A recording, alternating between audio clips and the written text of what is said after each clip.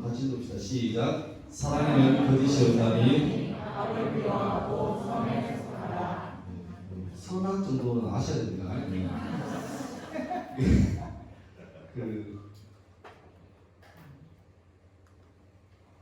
혹시 저 아시는 분 한번 손 들어보십시오. 제가 연락받고 너무 좋았습니다. 질량제로에서 사실 그동안 몇 번 좀 이렇게 하려고 그랬는데 자리 안 맞았어요. 이렇게 하다가 틀어지는데 제가 왜 오랜만에 듣냐면 교회 홈페이지 보시면 이런 기록이 나옵니다. 저 20년 전에 이 교회에서 잠깐 있다 갔습니다. 근데 제가 교회 전화를 한번 드렸어요. 제가 있다 보니까 기록 잘못됐습니다. 남수호 목사님하고 저하고 바뀌었어요. 남수호 목사님 먼저 오셔서 제 선임이시고 제가 뒤에 왔는데 100년 넘은 교회에서 기록을 잘못해가지고 제가 교회 앞 전화 드렸거든요. 그때 교육교사 있었는데요. 잘못됐습니다. 그때 간사님이 예 그랬는데 아직 안 보셨어요. 하여튼 저는 2006월부터 2001년 8월까지 짧게 있습니다. 14개월 있다 갔는데 제 마음이 이렇습니다.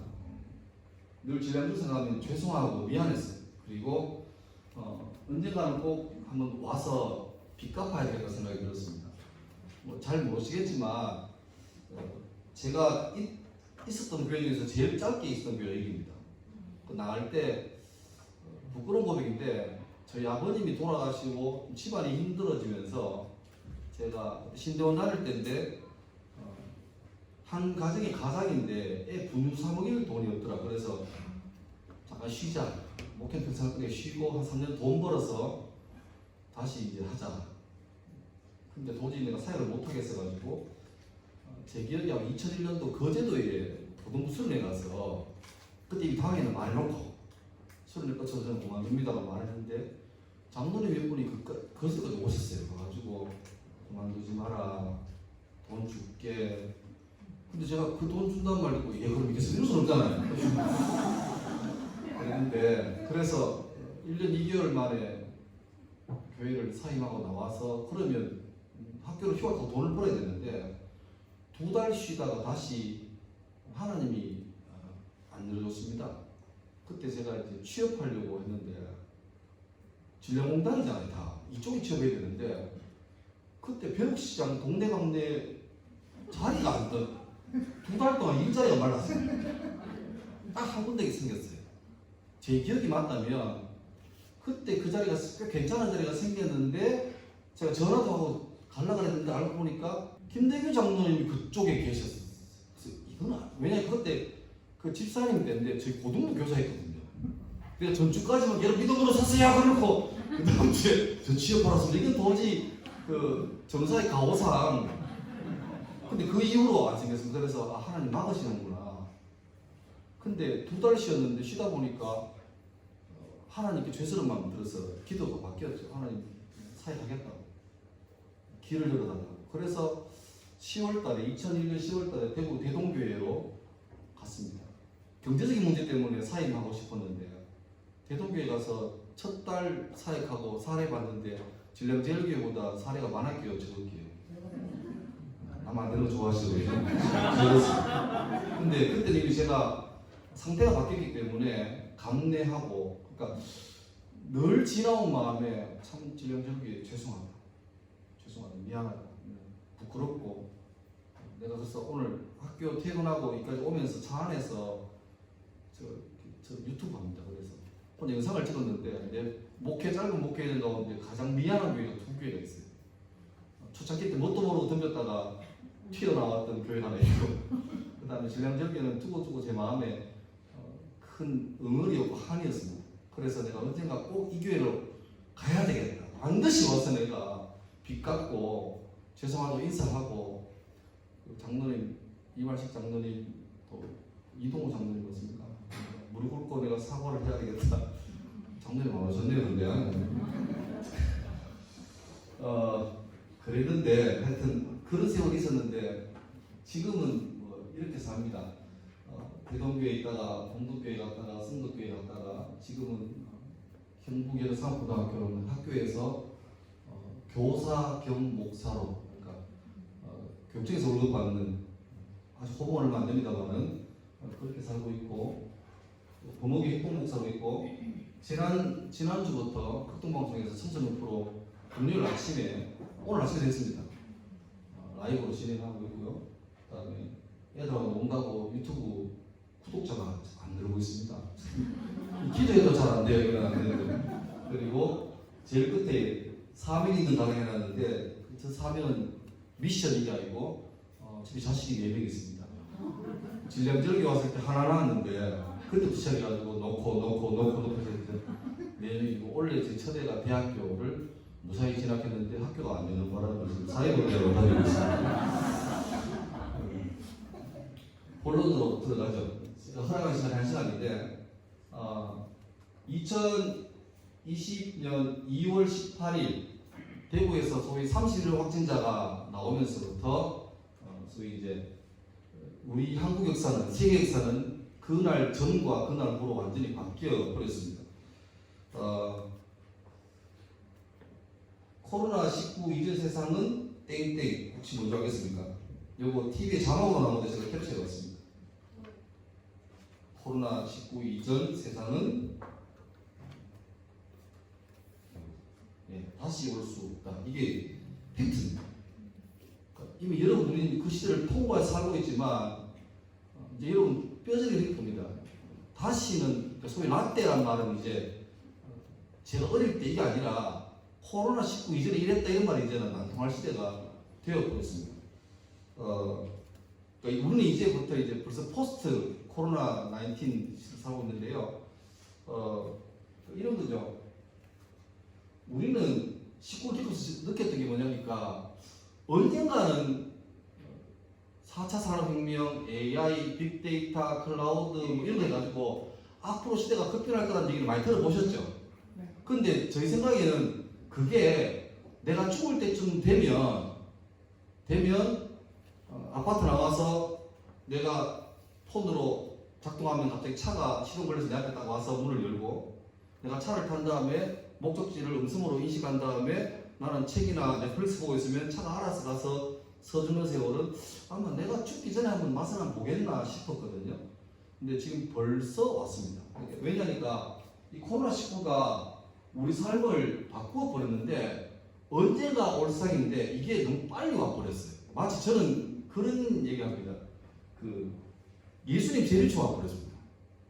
언젠가는 와야 됐어요. 근데 우리 생각에는 이게 천천히 올 거라 생각했는데 생각보다 너무 빨리 현실로 지금 와버렸어요. 여러분 언택트라는 말 들어보셨습니까? 오늘 지금 이건 설교는 아닙니다. 설교도 아니고 강의도 아니고 중간쯤 되는 서르이쯤 되는데 마치고 마칠 때는 목사니까 성경 읽어갈 겁니다. 우리 앞에 성경 읽었죠? 기억납니까? 뭐였는지? 네, 뭐 선악 읽었죠, 그죠? 기억 안 겁니다. 지금 언택트라는 말이 굉장히 많이 쓰이는데 사전에 아무리 찾아봐도 언택트라는 말은 없습니다. 언택트라는 말은 없는다는데 언컨택트라는 말의 줄임말이고요.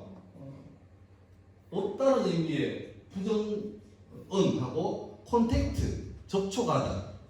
네. 심지어 언컨택트라는 말도 없는다는 겁니다.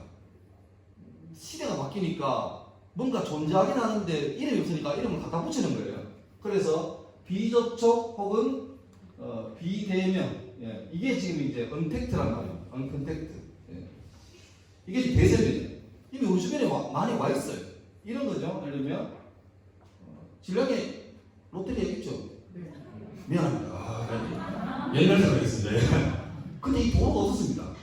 저기 메일류 앞에 토요일날 배우면 얼마나 우명세가 나는지 비릿하게 나고 그랬거든요. 세상에 이렇게 교회 세울 줄이야. 땅을 좀 잡는 건데 좋습니다.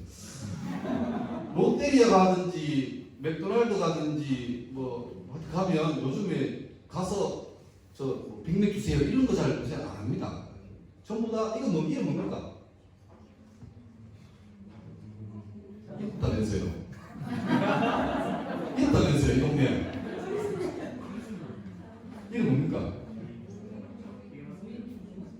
그 무인만 그 이제 자동 주문기, 무인 자동 주문기. 그래 말하면 요새는 이제 전문용어로 말하셔야 돼요.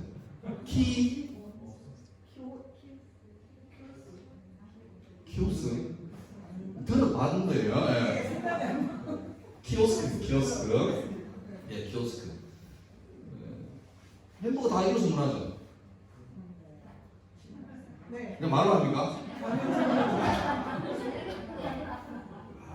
친목한다고 데리고 가가지고 선생님이 가가지고 저기요 빅맥 3개 먹으면 애들이 부끄러워합니다. 자연스럽게 가서 짝짝짝 해야 되는데 근데 이게 이제 햄버거 가게만 있는 게 아니고 은행은 벌써 저 ATM 그죠? 굳이 그러니까 저는 여상에 있는데 옛날 여상은 공부 최고 잘하면 은행 갔잖아요.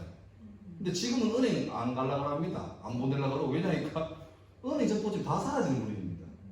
지금 은행 가면 정년 때까지 못 있습니다. 날아갑니다. 앞으로 점점 은행은 계속 줄일 거예요. 창구직을 줄일 거예요. 전부 다 폰으로 하잖아요. 은행은 벌써 ATM기라고 사용했죠. 그 다음에 최근에는 병원에 가도 대기판 뽑는 게 아니라 진단서 이런 거 전부 다 이걸로 하고 있습니다. 그러니까 저는 저기 성수 동산병 자주 가는 일이 있는데 가면 아예 이 앞에 있어서 일하는 직원이 있습니다. 아직까지는 이제 어른들이 이걸 잘 모르시니까 이렇게 늘 땅에서 끔 씻고 있다가 오면 탁 둘러주고 빼가세요 뭐 이렇게 하는 분이 그러니까 제가 그거 하동이라고 돈 버는 거예요. 대단하신 분입니다. 그러니까 이게 뭐 중간 수납도 하고 처방전도 되고 하는 이것도 되고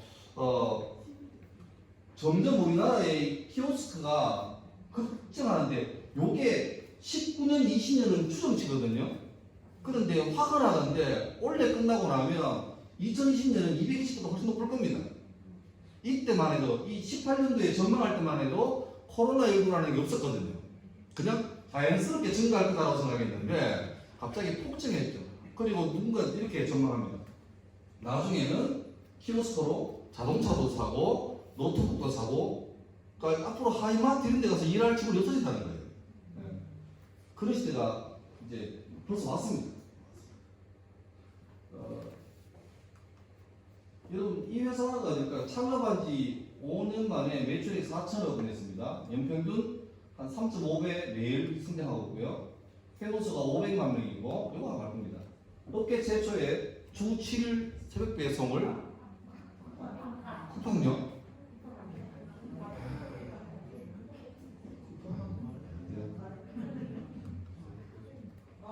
마켓클릭. 그러니까 이미 쿠팡이나 이런 초대형 멤버드급 회사가 자리 잡고 있는데 5년 전에 마켓컬리라는 웬 득보잡 회사가 웬 아줌마가 만든 거예요. 안 된다고 했습니다. 이미 대형업체가 포진하고 있는데 거기에 자리가 없다고 그랬어요. 그런데 이 회사는 무섭게 성장해서 지금 연매출 4천억 넘고 있습니다. 아직까지는 수입은 적자예요. 계속 투자하는 단계니까. 근데 문제는 우리나라 기업이 아니라 해외 자본들이 이 회사에 몇천을 투자하려고 합니다. 왜? 된다는 거죠. 알고 보니까 얼마 전에는 그 김남도 교수입니까? 이분이 책도 썼습니다. 근데 그 책이 왜 이렇게 나와요? 막 쿠팡 이런 데서 막 총알 배송 이런 거 이제 막 할 때 그죠? 그러니까 이 사람들은 생각을 달리 한 거예요. 빨리 가야 되는데 주문해서 빨리 간다는 게 몇 시간 만에 간다는 것도 있지만 정작 중요한 건 우리가 몇 시간 만에 보내느냐가 아니라 주문하신 분 마음에 빨리 왔네 이걸 느끼게 해야 돼요. 그래서 몇 시간 만에가 아니라 제일 빠르게 느낄 시간이 되냐? 아침에 일어났는데 벌써 새벽에 누군가 갖다 놓고 갔어. 그래서 새벽 배송이란 이걸 만든 거죠. 물론 이기 때문에 일하시는 분은 죽을 맛입니다. 그러니까 이걸 하니까 지금 다른 업체에서도 전부 다 같이 하는 거죠. 지금 벌써 마켓컬리 같은 경우는 대도시는 지금 다 하고 있고. 그런데 우리가 알 거는 이제 이거죠. 이미 지금을 사는 사람들은 언컨택트라는 시대의 맛을 봐버렸습니다. 새로운 시대의 맛을 본 거예요. 그러니까 본래 천천히 점진적으로 조금씩 이렇게 봐가야 되는데 코로나19 때문에 갑자기 급하게 그리고 제대로 요즘 말로 하면 찐으로 맛을 바꾸는 거예요. 지금도 그 맛을 보고 있는 거죠. 코로나19 되면서 이제 소위 재택근무, 학교도 3월달에 개학을 못해서 미뤘다가 저 같은 경우는 4월달 되면서 교사들은 출근했습니다. 근데 학교 가니까 애들이 아무도 없는 학교에서 출근해서 뭐 합니까? 난리가 났습니다. 갑자기 교육부에서 여기도 뭐 우리 장로님도 교사지만 너무한 게 교육부 장관께서요 우리한테 얘기 안 하고 먼저 방송에서 질러요. 오늘 그런 사람입니다 하면서 우리도 뉴스 보고 그게 뭔데요? 그 교육실이 전화하면 교체해서 저도 이제 뉴스 봤습니다. 부모들은 그 뉴스 보고 야 준비가 되게 싶은데 우리 처음 들었어요. 우리가 먹거리면 우리한테 욕을 먹는 거예요. 그러니까 왜냐니까 교육부 장관도 이걸 처음 겪어보는 거예요. 자기도 재수 없겠지. 왜 자기 장관들 일이 벌어져가지고. 근데 그런 일이 벌어졌습니다. 그래서 이제 막 재택근무도 하고 그러는데 웃기는 게 재택근무하니까 다 아닙니다만 상당히 많은 기업에서 실적이 좋아졌어요. 여기 어디입니까? 위메프 같은 경우에는 2월달, 3월달 보니까 3월달에 우리 20%가 지금 이거는 이제 엄청난 성장입니다. 위메프가 이제 각성한 거죠. 괜히 사무실 일이 되는데 재택근무하면 사무실 임대할 것도 없죠.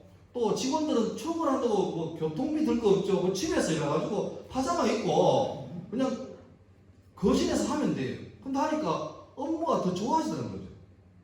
그러니까 학교에서도 처음에는 이제 영상을 올려야 된다 그러니까 저희 학교는 상고니까 뭐 국영수 같은 일반 과목들은 EBS 강의를 살짝 가져와야 되는데 또 쌤들은 교묘하게 자존심이 있어요. EBS 가져와 땡겼으면 부모들한테 이 쌤 자기가 능력이 안 되나 이렇게 비틀까 싶어서 기획부 자기 그걸 비춰야 돼요. 그리고 우리 학교는 전체 절반 이상이 상업 과목입니다. 상업은 EBS에서 제공하는 컨텐츠가 없습니다. 그러니까 난리가 나는 거죠. 영상을 올려야 돼요. 그러니까 학교 자체에서 갑자기 정보부장 중심으로 쌤들 다 불러 모아놓고 근데 그때 또 불러 모으니까 또 무슨 거리규제라 그래가지고 제일 편한 거는 넓은 데 한 번에 끝내야 되는데 이걸 또 무슨 2m 해가지고 이런 교실에 2번, 3번씩 반복해서 같은 걸 한 거예요. 그래서 유튜브 만드는 법, 올리는 법 하니까 어떤 분이 유튜브가 뭡니까? 이렇지. 그래서 계정 만드는 법. 그러니까 계정이 뭡니까? 식당 이름입니까? 이런 문사도 있고.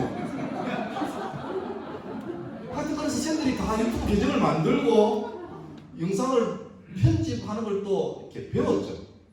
배워가지고 다 해서 이제 한 2주 지났습니다. 2주 지나니까 교육청에서 갑자기 온 교직원들 유튜브 계정을 또 따로 만들어줬어요. 이런 미리 만들어주고 해야 되는데 그냥 만드세요 해놓고 2주 지났는데 이제 이 아이디로 하세요라고 준 거예요. 그게 안 되겠죠. 저는 지금도 제 교육청 계정이 있는데 안 썼습니다. 대화보다 안 했습니다. 근데 이제 앞으로 내가 볼 때는 재택근무가 본격화 될 겁니다.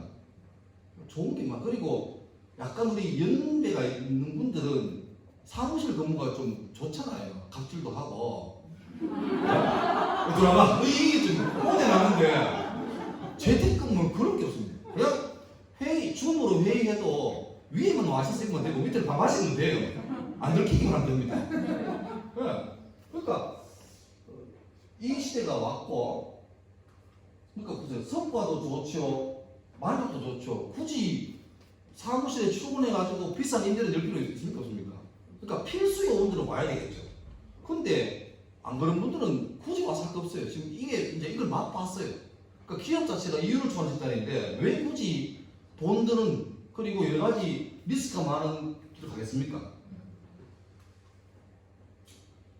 학교도 그렇죠. 심지어 지금 학교에서는 그런 말도 나옵니다. 그냥 이대로 하자 계속. 보니까 애들도 안 봐가 좋고. 지어야겠네. 안 봐가 좋고 막.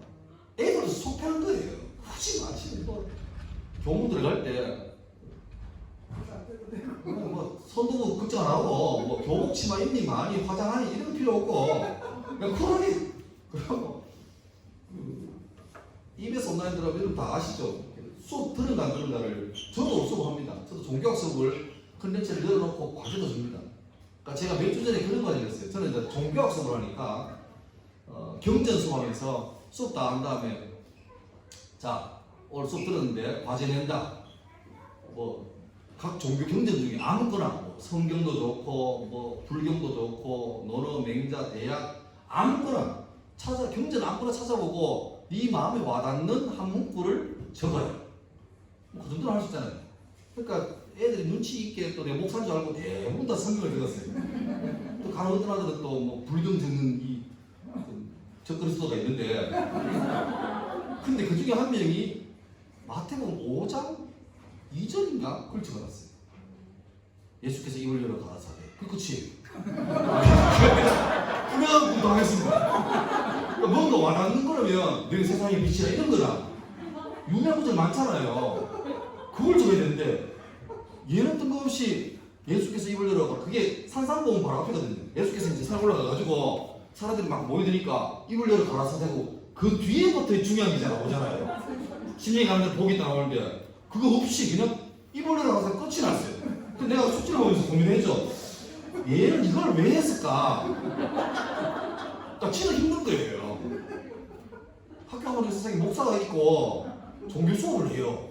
하더니 과제를 뜬금없이 부담스럽진 않은데 경전을 찾아가지고 내야 근데 위에 애들은 그 다 보이거든요. 과제 내면 위에 애들은 멋있게 썼어요. 뭐 무슨 맹자의 뭐 명심보감에 뭐 무슨 표현이나 내고 하는데 자기는 이거 그래도 좀 긴 걸 내야지.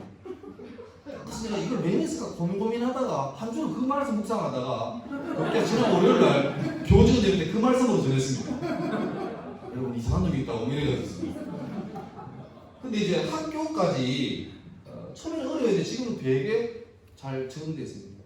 그리고 저지난주 수요일날 고3들 등교하고 지난 수요일 고2 등교했죠. 이제 오는 수요일 이제 1학년 처음 봅니다. 처음 보는 애들 등교하는데 하면 또 이제 저희 학교 때 2학년은 또 한 주 쉽니다. 격주로. 저도 지금 태어났어야 되는데 그때 토요일까지 수업 다 했는데 너무 좋은데 근데 그러다 보니까 애들도 이 맛을 보고 심지어 각 1학년 학교 1학년마다 자퇴하는 학교에 있습니다. 다닐 필요 없다는 거죠.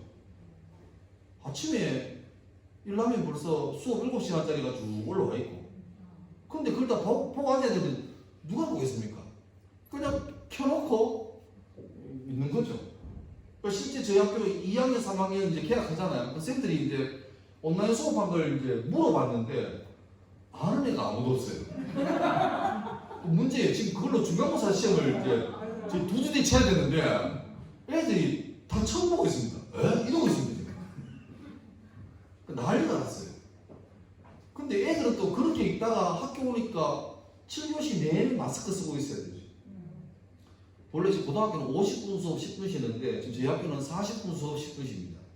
그리고 교육청에서 당부하는 게 절대 쉬는 시간 애들 몰리게 하지 마라. 그래서 어떻게 했냐니까 선생님이 40분 수업 10분 쉬는데 50분을 들어갑니다. 5분 빨리 들어가서 쉬었다가 40분 수업하고 끝나고 5분 동안 교실에 있다 옵니다. 그럼 다음 선생님이 5분 빨리 오죠. 교실에 쌤 수 있는 거예요. 그리고 점심시간 되면 담임 선생님이 아니면 부담임 선생님이 수업 없으면 내려옵니다. 그래서 많이 하니까 못 돌아다닙니다. 화장실 언제 갑니까? 수업 시간에 보냅니다. 한 명씩. 선생님 모집 하겠습니다. 갔다 오느라. 그러니까 복대한 분들 계십니다. 안 몰리게 이런 반에서. 그래서 저 우체통에 가고 있습니다.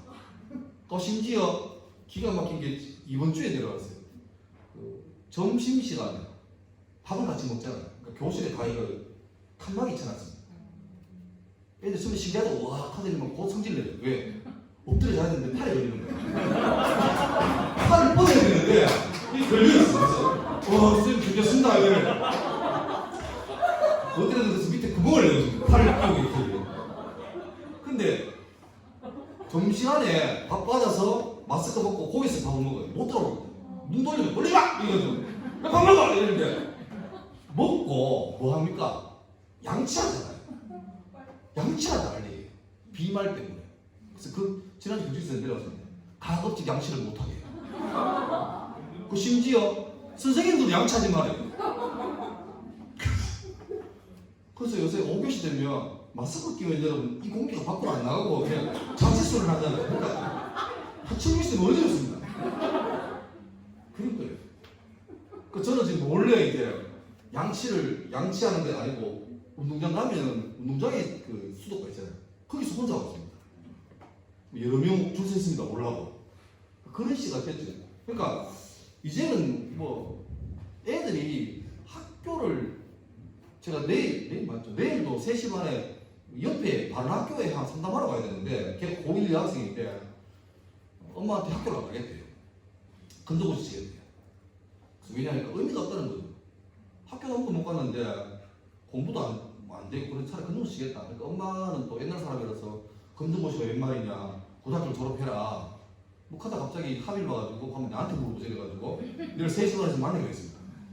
누군지 모르겠는데 그 설득해야 됩니다. 고등학교를 다니거라 뭐 해야 되는데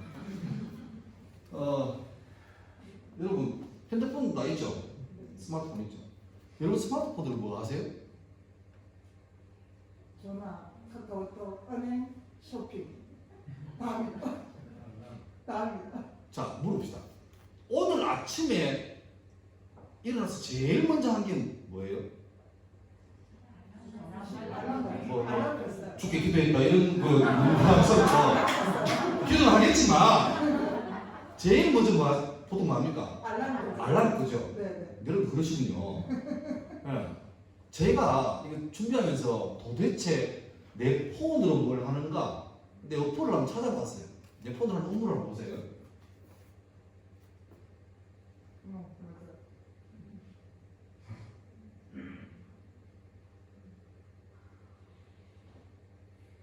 뭐 이게 제 겁니다. 대충 가만 보니까 한마디로 말하면 아마 여러분 여기에 있는 것도 있고 없는 것도 있을 거예요. 대충 정도 될 겁니다. 숫자가 이게 알파 오메가예요. 하루 시작할 때부터 폰으로 시작해서 마칠 때까지 폰으로. 그죠? 그래서 하도 애들이 이제 요새 유튜브를 많이 보니까 유튜브 보다가 잠이 드니까 이제 유튜브에서 알아서 얼마 있으면 꺼지는 기능도 나오고 이러잖아요. 그러니까 주님이 알파 오메가가 돼야 되는데 지금 우리에게는 스마트폰이 알파 오메가가 되어 있습니다. 예. 그래서 예전에 뭐 이런 말 있거든요. 사람을 이렇게 볼 때 뭐 풍자가 그랬는데 뭐 하다가 좀 다시 이제 허리가 굽어져가지고 간다고 그랬는데 최근에 요 그림이 이제 안 맞죠. 허리가 구부러지는 게 아니라 다시 일어서기 시작합니다. 이렇게. 그러니까 다 하는 거죠. 다 하는 거죠. 근데 이런 와중에 이제 우리 이제 모인 얘기해야지. 이때까지는 이제 일반 돌아가는 세상이고 코로나가 퍼지면서 교회도 갑자기 문을 닫아버렸습니다. 처음에는 교회가 시전지랑 동급으로 또 취급받다가 그 다음에 또 괜찮아 싶을 때 또 이제 정부 말을 안 듣는 또 약간 그런 분위기로 또 매도받다가 뭐 그런 식으로 지나왔잖아요. 그래서 교회 예배를 닫으라 그러니까 6.25 때도 안 닫은 교회를 이것 때문에 닫냐 해서 뭐 닫는 교회는 믿음 없는 교회, 안 닫는 교회는 믿음 있는 교회, 또 어떤 어른들은 막 눈에 흙이 들어가 있지만 못 닫는 데가 흙을 넣기도 하고 뭐 이랬는데 하나씩 알려가지고 완전히 이제 생각도 못한 일이 왔죠.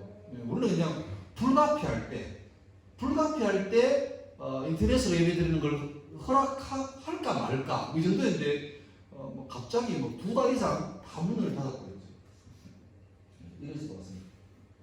이제 우리는 이런 시대를 이제 살아가는 거예요. 한 2달 동안 교회를 문 닫아 보니까 처음에는 여러분 어땠습니까? 아까 제가 식사하면서 목사님한테 제가 그런 거 했는데 저 목사님입니까? 예배도. 그러니까 갑자기 교회가 이제 유튜브로 한대요. 실시간으로. 제 생각에는 그때 실시간으로 고집할 거 없거든요. 예배를. 근데 굳이 실시간을 하는 교회는 좀 있어 보이는 교회 이래가지고 하다가 마이크 안 나오고 막 혼자 계속 노래하고 이런 게 많잖아요. 실시간 그 기술직 부담되면 그냥 이렇게 녹화해서 하면 되는데 하여튼 꼭 했는데 처음 예배 드릴 때 이런 거 됐습니다. 딱 옷 차려입고 소파에 안 앉고 딱 앉아 허리 딱 세우고 이렇게 그리고 막 옆에 졸고서 등짝을 때리면서 막 똑바로 들으라 그러면 처음에 가까워서 이렇게 되면 되거든요. 한 3주 전이니까 파자마 입고 있습니다. 그러니까 막 전화 받아 여보세요 하고 받아가고 막. 네. 저는 심지어 저희 범호교회가 대구에서 제일 먼저 다시 예배를 열었습니다. 거의 첫 번째 주자로. 근데 저는 열고도 한 2주, 3주 이상 교회를 뭐 안 간 거, 못 간 거.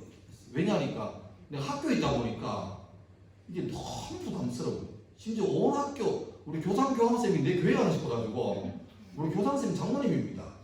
근데 무슨 교회 가십니까? 이러면서 왜냐니까 불특정 다수한테 가버리면 이게 위험하니까. 심지어 저희 교회 같은 경우는 왜 30인 확진자가 왜 교통사고 나서 병원에 입원했잖아요. 그 병원장이 저희 교회 집사님이십니다. 그러니까 처음에 제대로 우리가 두드리 맞았어요.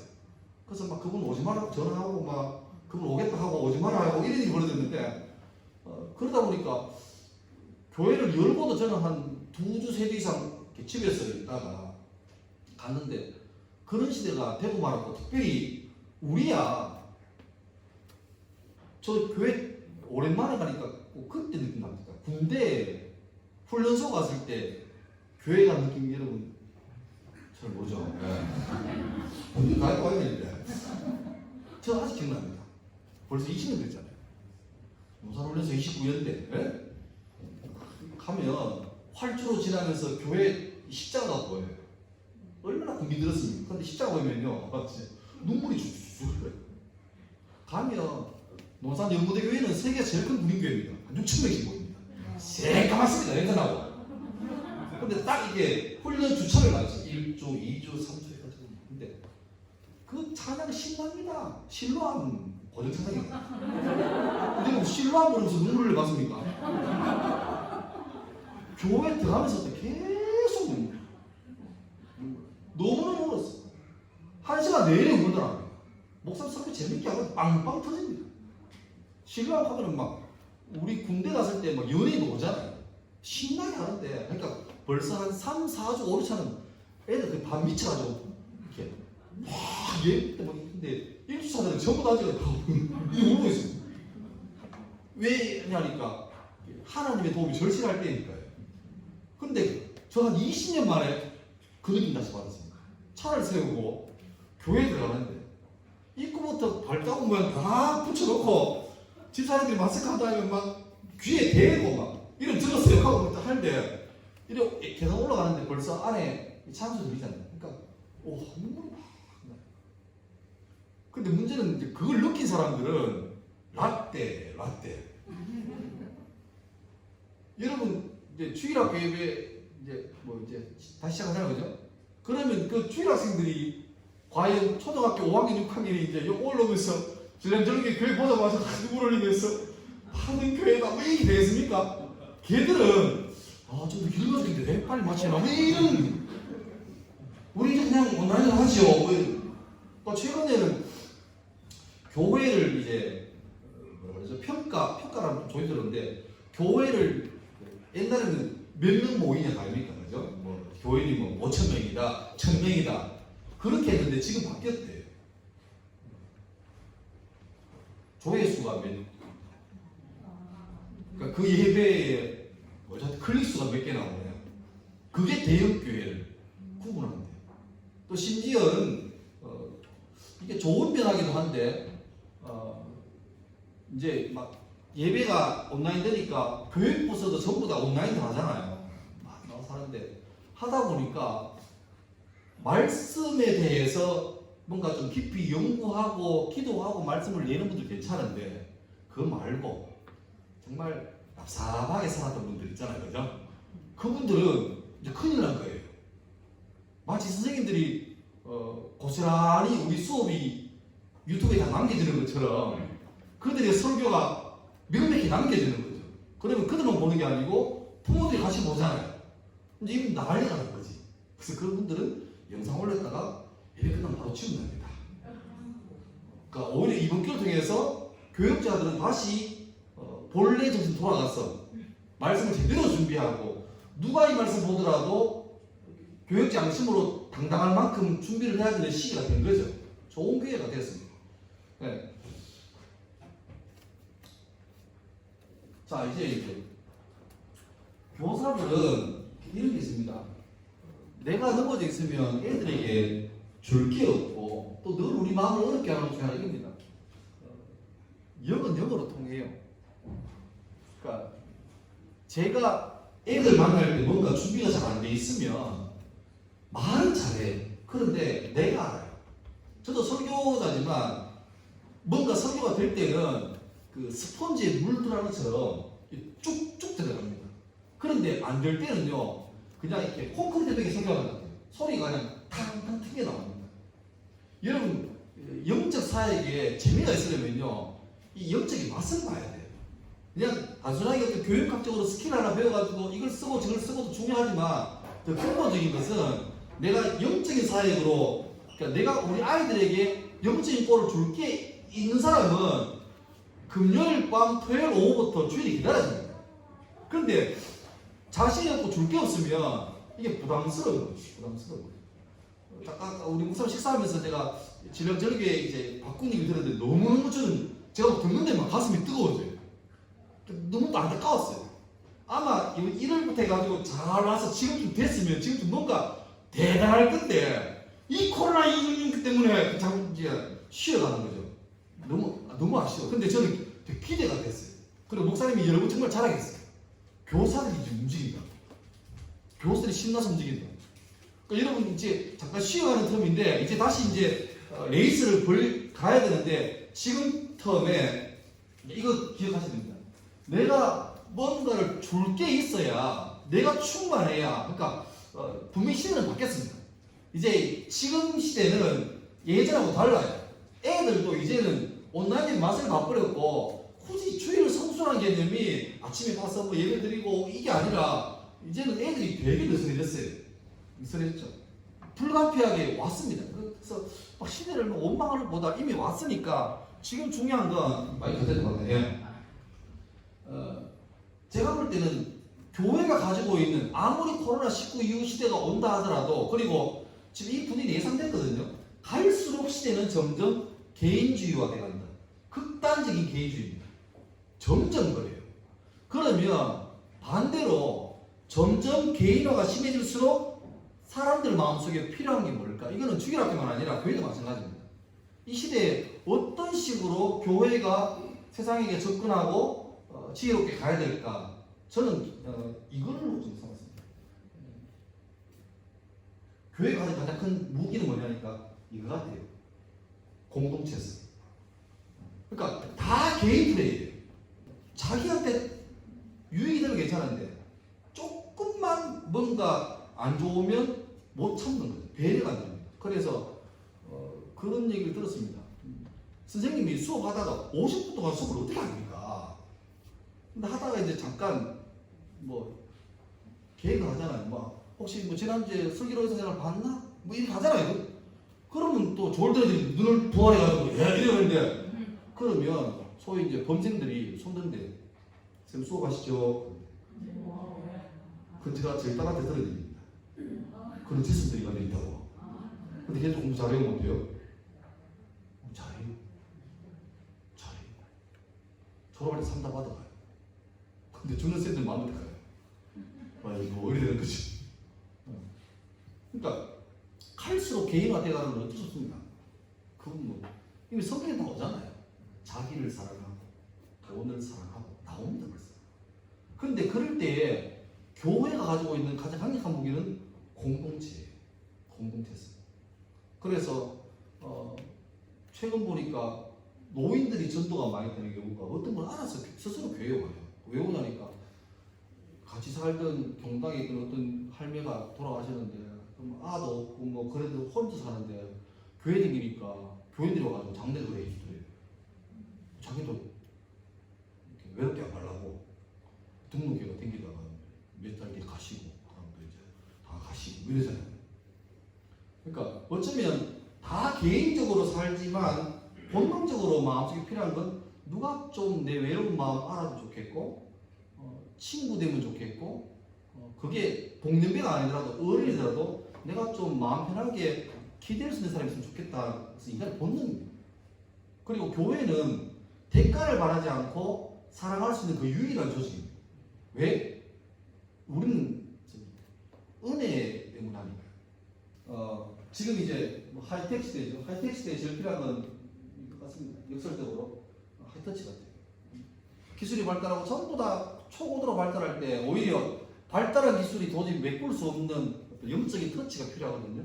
근데 그거를 교회가 이걸 못 해주면 할 데가 없고 엉뚱한 데 가서 비비는 거죠. 그래서 오늘 제가 시간이 좀 됐는데 성경에서 한 3군데 정도만 좀 보겠습니다. 요한복음 8장 얘기입니다. 예수님이 잘하시는 얘기죠.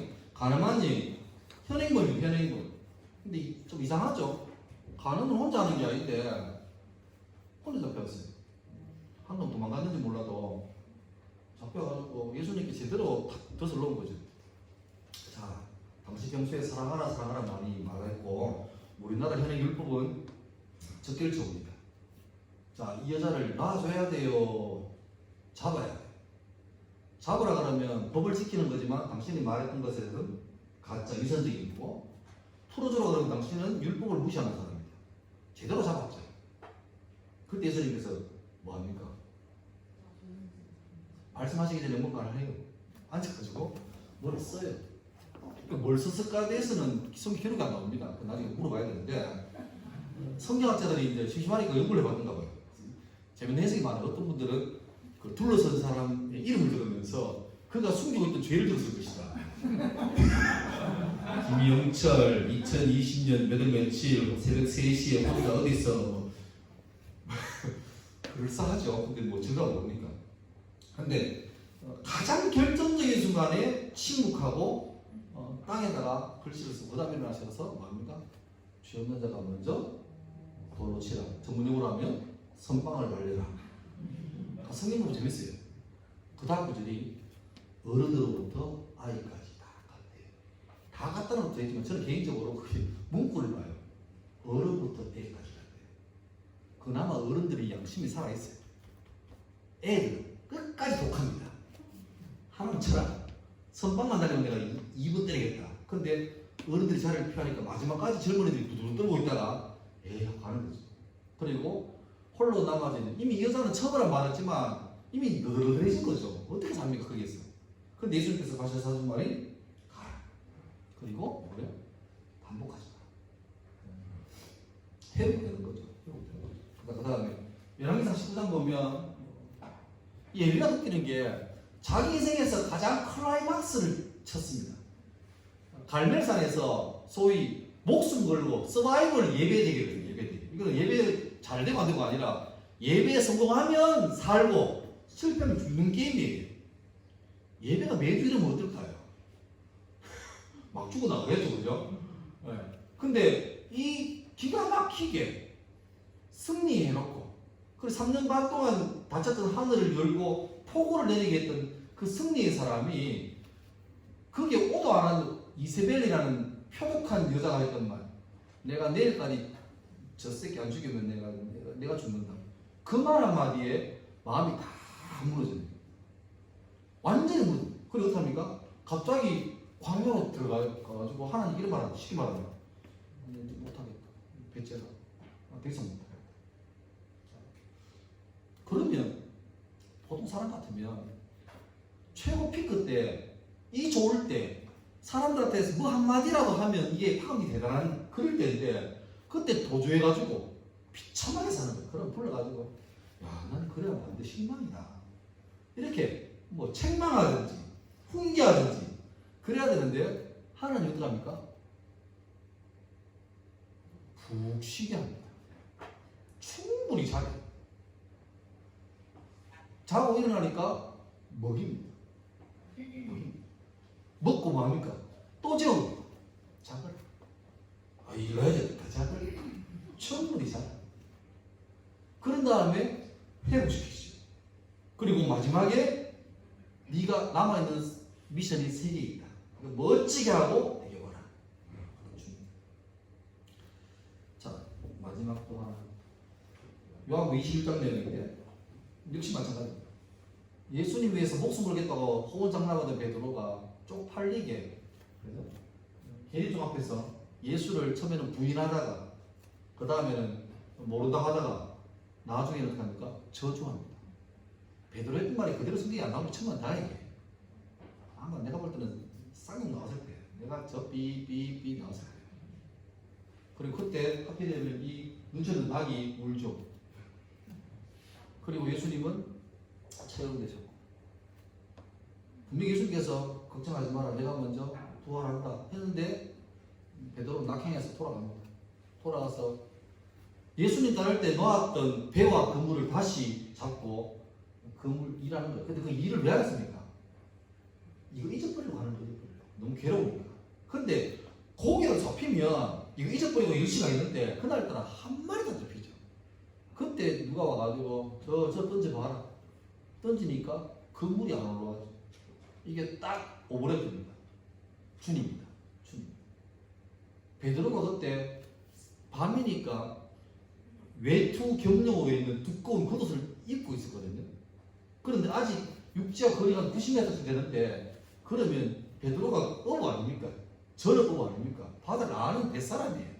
그러면 예수님도 그러면 노를 저어가든지 급해서 빨리 가려고 그러면 겉옷을 놔두고 수영해야 되는데 입은 채로 뛰어듭니다. 그러니까 애가 정신이 없는 거예요.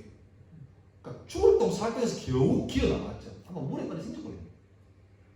주님께 갔는데 문제는 제일 1등으로 왔는데 예수님하고 둘이 있는데 아직 다른 사람 보고 있고 할 말이 없어요. 내가 주님을 사랑하는데 지가 해놓은 꼬라지가 있으니까 염치가 없는 거죠.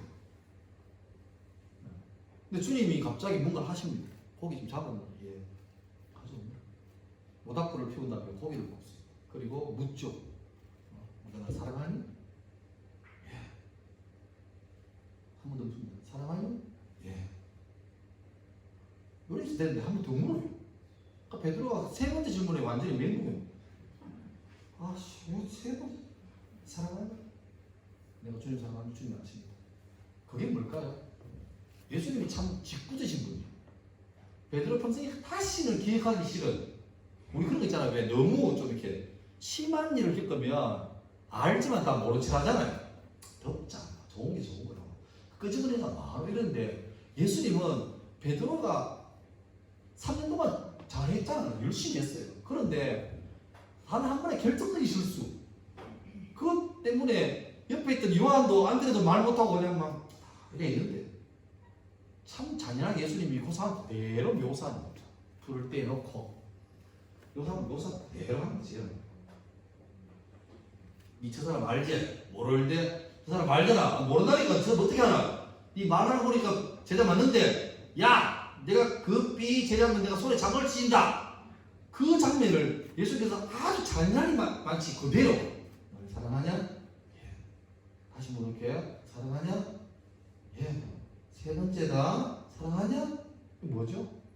앞으로 예수님 볼 때는 베드로는 초대교회 기둥처럼 쓰임 받아야 되는 인물이에요. 근데 지금 그가 마음속에 완전히 큰 상처를 받고 있죠. 주변에 다 아니까 모른 채 덮어줘요. 아, 뭐라. 왜 지도 얼마나 힘들겠노. 굳이 꺼내서 많어. 이런데 예수님 볼 때는 이 사람이 앞으로 활약해야 되는데 이거를 놔두면 어떻게 합니까? 마귀는 정확하게 낙점을 물고 들어집니다. 여러분 이번에 코로나 보세요. 우리나라 폭탄 맞은 데 세 군데 아닙니까? 신천지, 이태원 클럽, 쿠파. 나 놀랐습니다. 바이러스라는 놈이 어떻게 전염병에 가장 취약한 세 곳을 탁탁탁 때려요. 소름 끼치지 않습니까? 근데 영물인 마귀는 더 능력이 있습니다. 물론 주님보다는 한참 안 되지만. 그러니까 나도 알고 있는데 너무 부끄러워서 이걸 그냥 덮고 있으면 평소 괜찮아요. 근데 여러분이 뭔가 제대로 해보려고 딱 애를 쓰는 순간 마귀가 와서 양심 없나? 기억 안 나냐? 그때 그거? 너 같으면 못한다. 그러지 않아요. 그럼 베드로는 끝납니다. 정신분열아요. 그러니까 주님이 참 매정해 보이지만 그 상처를 베드로가 괴로워하는 거 알지만 다 드러내요. 다 드러내요. 그리고 그런 다음에 베드로가 입에서 참 말은 하지만, 내가 주님 사랑한다 말하지만 불과 며칠 전에 자기 꼬라지를 알잖아요. 내가 저 삐 모른다고 그 힘으로 저주해놓고 지금 와서는 사랑한대.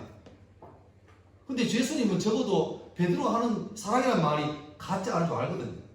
그러니까 그 얘기를 예수 앞에서 하는 거예요. 나는 내 의지와 노력으로 못하지만 그래도 주님 사랑하고 싶은 게 본심이라. 중요한 건 마귀의 정죄가 아니라 주님의 결제. 오케이, 인정할게.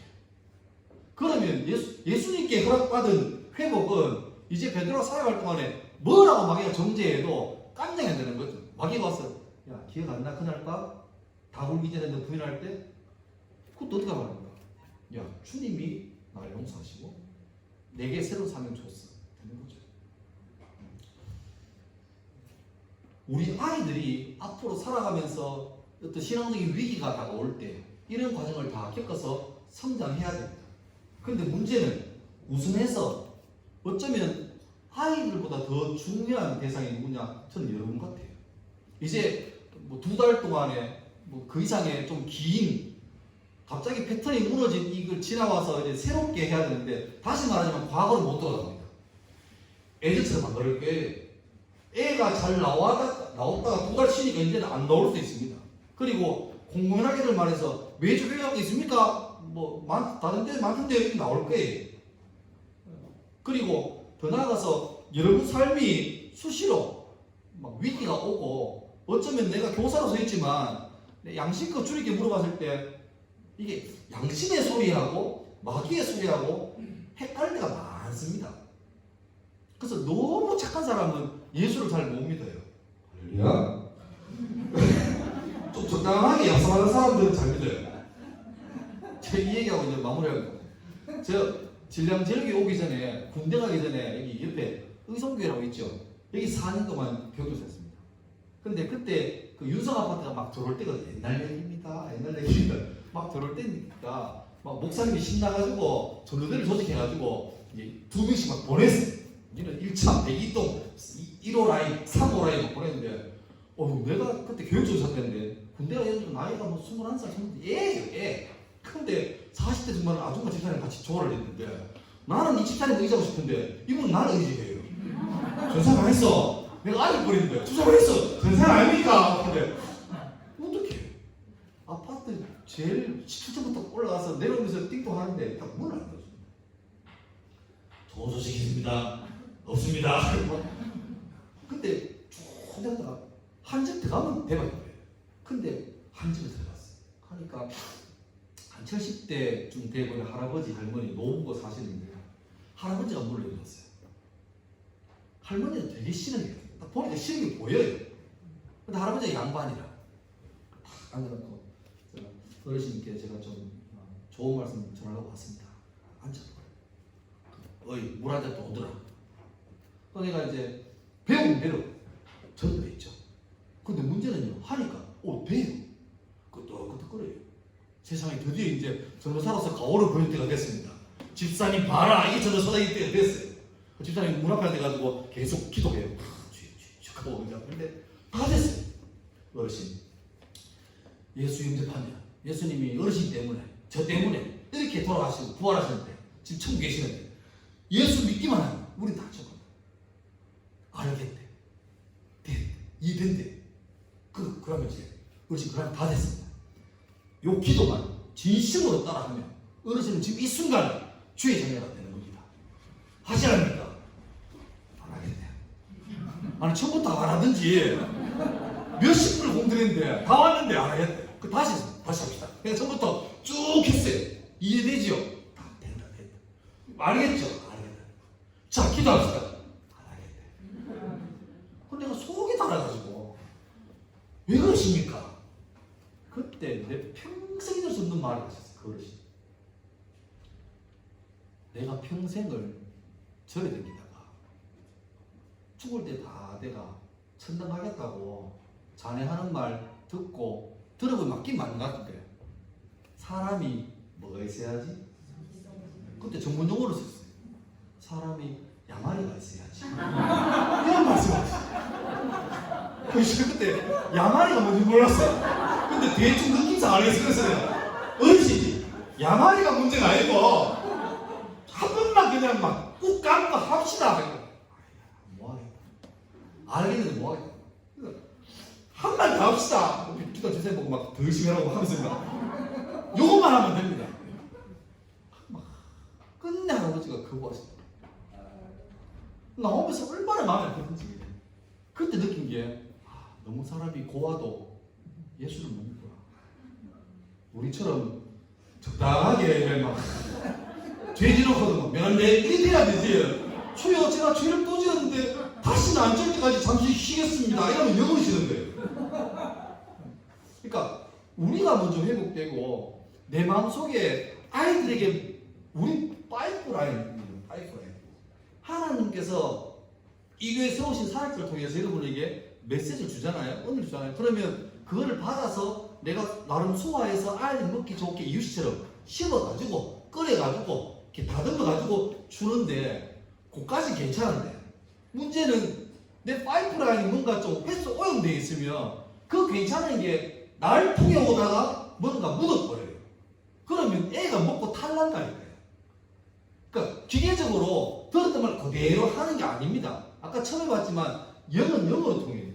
그러니까 여러분이 먼저 저도 마찬가지로 다 부족해요. 여기 완전한 사람 아무도 없습니다.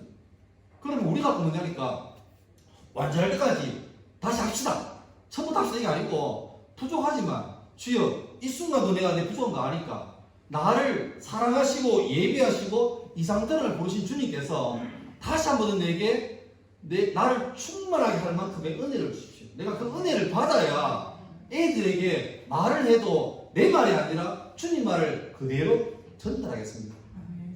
오늘 제가 설교를 이걸로 했죠. 사랑의 그릇이 없대요. 그러니까 이 사랑은 우선으로 말하면 하나님께서 우리를 향하는 사랑이에요. 하나님이 세상을 이처럼 사랑해서 할 때 그냥 이처럼 사랑하는 게 아니고 하나님이 세상을 이처럼 사랑하사. 근데 주님이 사랑한다 해놓고 막 근데 알아서 다 살다가 오세요. 이랬으면 끝난 거죠. 사랑하시다는 그런 말을 책임지기 위해서 사랑하는 만큼을 보시는 거예요. 자기의 전부인 가장 소중한 아들의 생명을 사랑한다는 이 죄의 덩어리를 위해서 어떻게 합니까? 속죄제물로 받으신 거예요. 그래서 그 사랑하는 아들이 독생자가 나무에 달려서 나의 하나님 어찌하여 나를 버리십니까? 라고 절규할 때 어떻게 합니까? 하늘이 어두워지죠. 하나님이 눈 돌리십니다. 마지막 예수님께서 다 이루었다. 티텔레스타이 빛 다 갚았다. 그리고 영혼이 떠나십니다.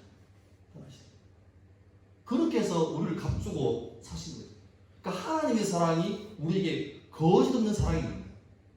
문제는 우리 사랑을 받은 그 사랑받은 우리가 동일하게 그 사랑 받은 만큼 살아가는 게 우리의 사명이고, 근데 참 감사하게 이걸 우리가 알아서 하도록 놔두지 않으시고 하나님이 그렇게 살아라 해놓고 살아갈 동안에 또 자빠지고 넘어지니까 우리 계속 도우시는 보혜사 성령을 보내셔서 우리에게 은혜를 주시고 위로 주시고 때로는 공동체를 통해서 연합할 때 세워주고 하는 거죠.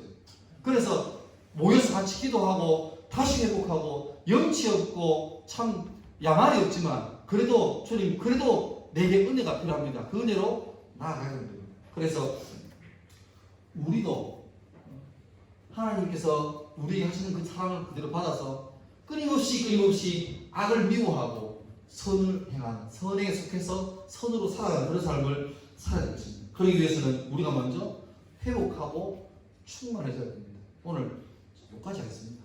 뭐 좀 더 길게 하면 좋겠는데 저도 집에 가야 되고 해가지고 제가 오늘 마칠 때 찬송을 이렇게 보통 이제 그냥 뭐 찬송가 말고 일반 찬양만 하는데 내 마음속에 이번 주 한 주 내내 이렇게 살아있는 찬양이 있었습니다. 그게 찬송가 300장입니다.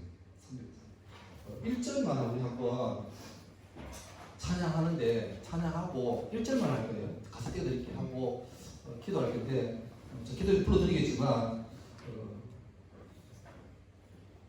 우리가 어쩌면 진량제일교회를 책임지는 분은 뭐 주님께서 담임 목사님을 중심으로 영적권을 세우셨지만 내가 영적 전쟁에 최선봉에 있다는 마음을 가지고 쓰셔야 돼요. 그러니까 여러분이 영적으로 벌쩍벌쩍 뛰어 다니고 살아나야 여러분을 통해서 흘려보내려고 세우신 그 다음 세대, 여러분 다음 세대 위험한 거 알죠? 요즘 학교 가면 목사가 뭔지 모르는 애가 많이 있습니다. 태어나서 한 번도 교회 안 가본 애가 고등학생인데 많아요. 다 전혀 다른 세대가 지금 양산되고 있습니다. 학교에서 배우는 교육도 학교에서 저도 교사지만 학교에서 교육 잘 받으면 신앙과 관계없는 사람이 아니고 지금 우리나라 교육을 제대로 잘 배우면 철저하게 예수님 부인하는 사람이 되고 맙니다. 왜냐하면 우리 교육의 근본 철학은 인본주의고 진화론적인 철학이에요. 잘 배우면 예수를 잘 떠납니다. 그러면 어떡합니까? 대안학교 보내실래요? 홈스쿨링 하실래요? 그래도 됩니다. 근데 먼저 필요한 건 부모님이나 학생들 마음속에 일주일에 대부분 시간을 학교 가서 학원 가서 있는 아이들 그 상태가 영적으로 그냥 할랑할랑하고 안정적인 상태가 아니고 한순간을 놓치면 이 애는 돌이킬 수 없는 치명상을 입는 위험한 시기에 있다. 원수의 불화살이 막 날아들고 있는 그 자리에 보낸다는 그런 마음으로 여러분이 교사를 맡으셨으면 적어도 이 한 해는 영적 부모가 되셔야 됩니다. 그래서 생각해서 기도해주고 책임지고 기도해주고 때때로 떠오를 때마다 기도해서 기도하고 또 실천하고 해서 아이들 마음속에 하나님이 나를 지키고 계시지만 동시에 우리 선생님이 나를 사랑하시고 나를 위해 기도했다는 사실을 느끼도록 해주셔야 돼요. 그래서 제일 중요한 것 중에 하나가 여러분이 사셔야 돼요. 여러분이 사셔야 돼요. 이 시간 한번 우리 찬양하고 같이 한번 기도하겠습니다.